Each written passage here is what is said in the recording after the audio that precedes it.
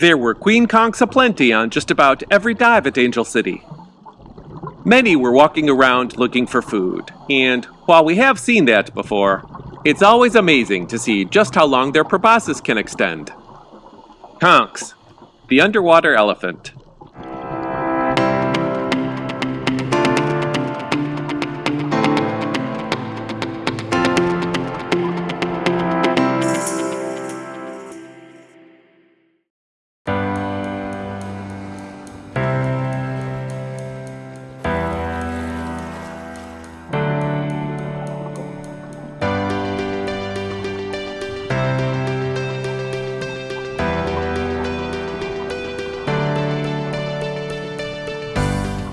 We weren't able to find a solid story about the naming of Angel City. There are angelfish here, just not in large numbers. Arguably, a better name might be Double Reef, because that's the main highlight for us. But there's already a Double Reef dive site on Curaçao, so we'll just have to accept Angel City. Something else to note is its proximity to Hilma Hooker. That's how far it is to the Hilma Hooker entry point. Here's what it looks like from the road. Hey, there's a donkey. Anyway, if you don't like the size of the uneven rocky entry at Hilma, it's perhaps a 10-minute surface swim from Angel City's much easier entry point. Food for thought. Getting back to that donkey, we saw one hanging around just before one of our night dives as well. We also saw plenty of smaller four-footed animals, as the southern sites are popular for dogs exercising their owners, and sometimes people walk the coast without animals.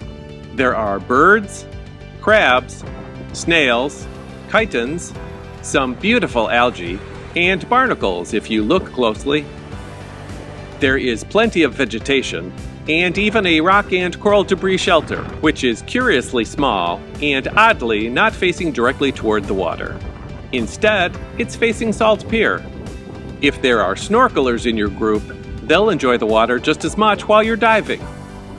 From above, it's easy to see the evolution of reef restoration efforts, as recent isolated outplantings of staghorn coral soon merge with older efforts that have grown together, forming a nice, healthy growing system that serves as protection for a variety of juveniles. Heck, even the adults like to congregate around there. Elsewhere in the shallows, here's what a spotted moray eel hunting party looks like. And there are lots of coral heads with lots of sea life. Even close to shore, this Caribbean reef squid was just 5 feet below the surface. So was this chub. But enough already. The bottom line is, you can bring your non-diving friends as well.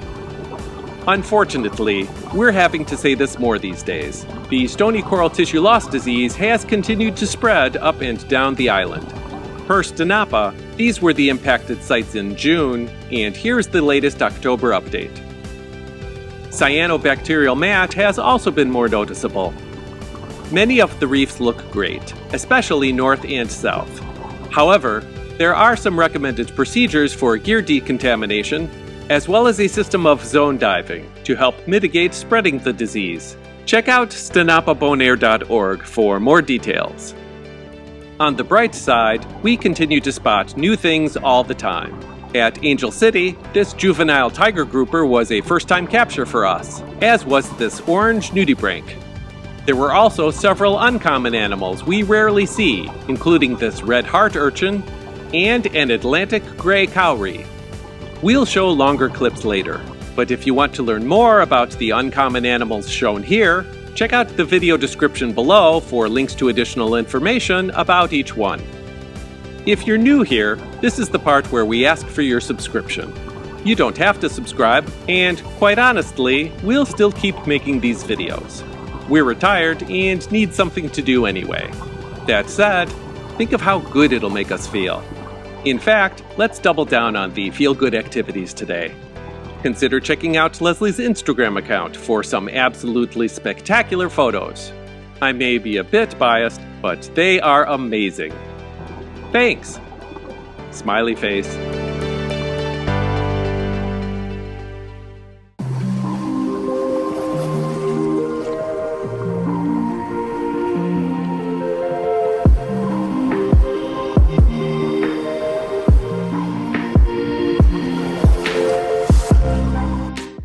At a high level, Angel City is well down Bonaire's southwestern leeward coast.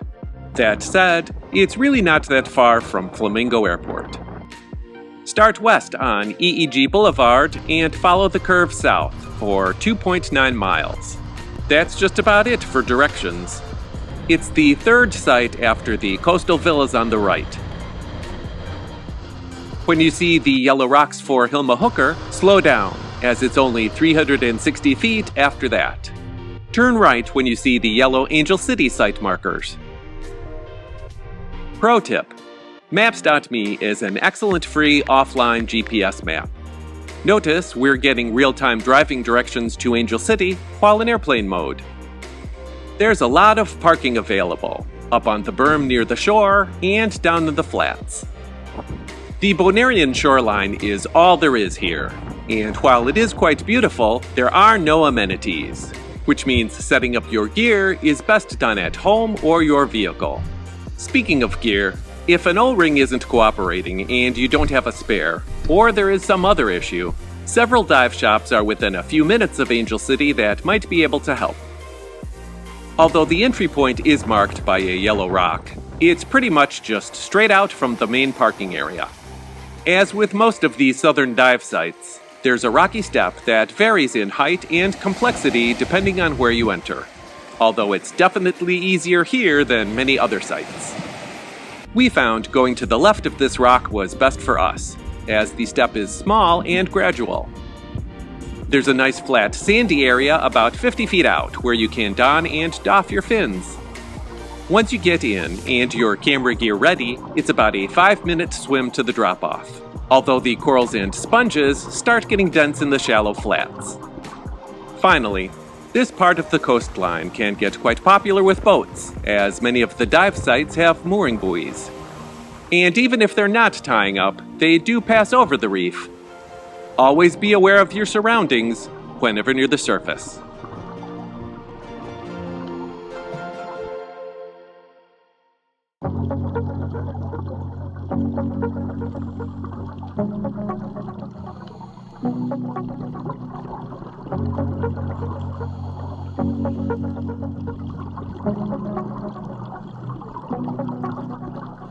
There are several navigational options. Of course, you can use compass headings. Those are 230 degrees southwest to the reef and 50 degrees northeast back to shore.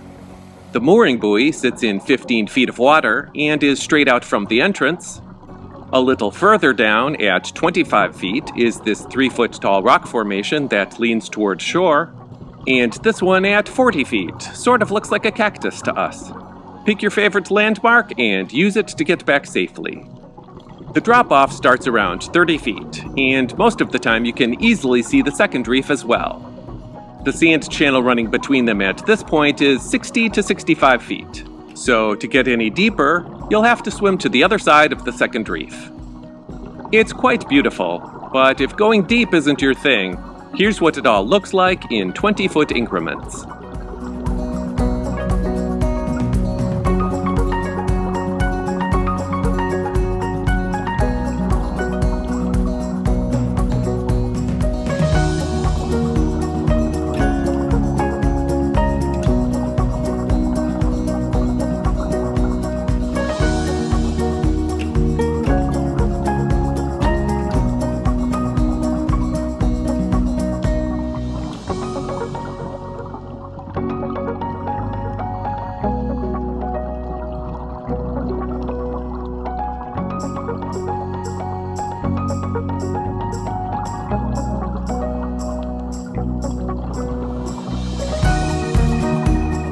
Despite the two reefs being closer and potentially squeezing the water, we haven't encountered strong currents here. They probably do happen once in a while, but this is what a typical drift looks like. There's also the occasional thermocline.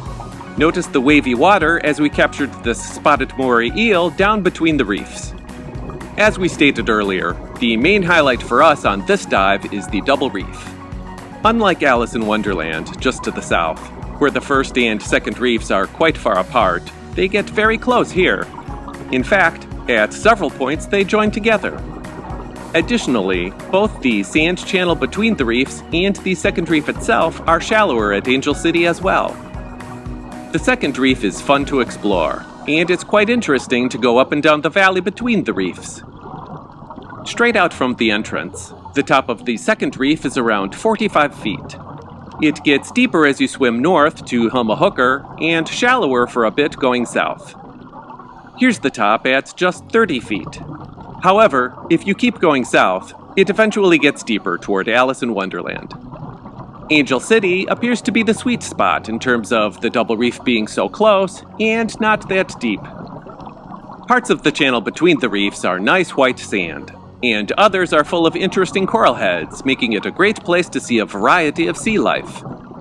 You might see a yellowmouth grouper cruising in for a cleaning, a sand diver perched on a rock with a good view of the bottom, or a school of blue tang crossing from one reef to the other.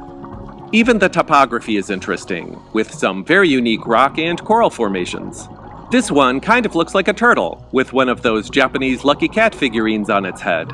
And this one looks like a T from one side, but has a hole from a different angle. Swimming south on the first reef, you'll see an incredibly huge field of lobed star coral, which we earmarked for coral spawning next year. On a couple of dives, it was being protected by a 4-foot barracuda that, on one occasion, took a bit of time to check me out. The central shallows vary quite a bit, with some clean sandy areas, while others have a fair amount of rock and coral debris. The shallows close to shore have rock formations with blade fire coral, which are teeming with life. And there are a few elkhorn corals there too. Be sure to look under the coral heads, or else you might miss a scarlet-striped cleaner shrimp. Oh, and here's the obligatory Leslie shooting squid video. Can't forget that. Since we're focusing in on the sea life, let's just move into that section now.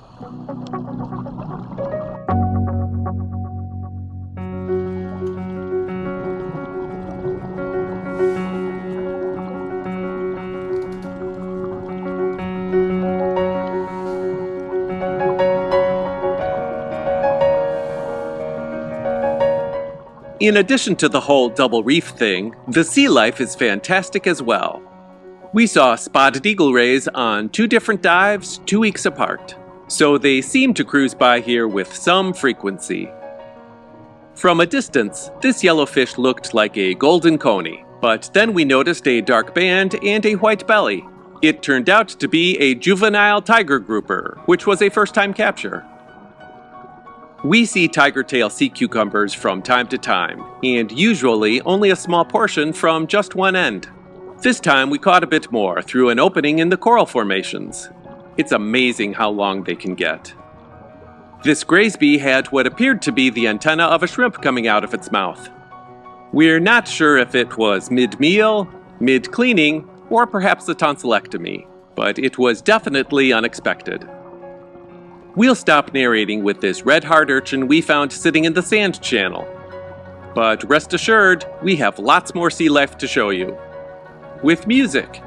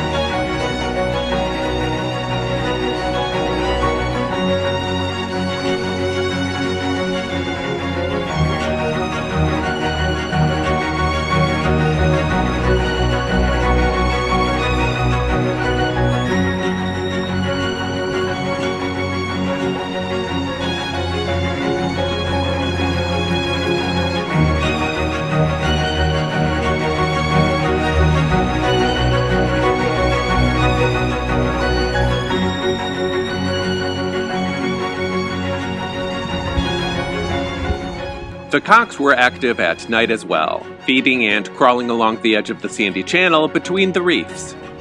And there were lots of different hermit crabs. This one is a blue-eye hermit crab, and this one is a white speckled hermit crab that took over a rooster-tail conch shell. Here's a short primer on cardinal fish you might see. A thick dark bar at the dorsal fin, and another at the tail, is likely a rough-lip cardinal fish. White lines on the eyes with a dark spot behind the dorsal fin and a dark tail band could be a flamefish. A thin dark line behind the dorsal fin and two near the tail indicates a belted cardinal fish, and a reddish translucent body with small spots and a dark bar on the tail is probably a freckled cardinal fish. Conchs, crabs, and cardinal fish are nice, but this Atlantic gray cowrie crawling along the side of a convoluted barrel sponge was certainly a highlight, but not the best highlight. That honor goes to this very small but very bright orange nudibranch at the base of some sea rods. We couldn't find a common name, so here is its official name, Tritoniopsis Frydis. Absolutely stunning. We're not throwing shade at everything else we saw. Everybody likes different underwater creatures. Let us know which of the remaining clips are your favorites. Enjoy!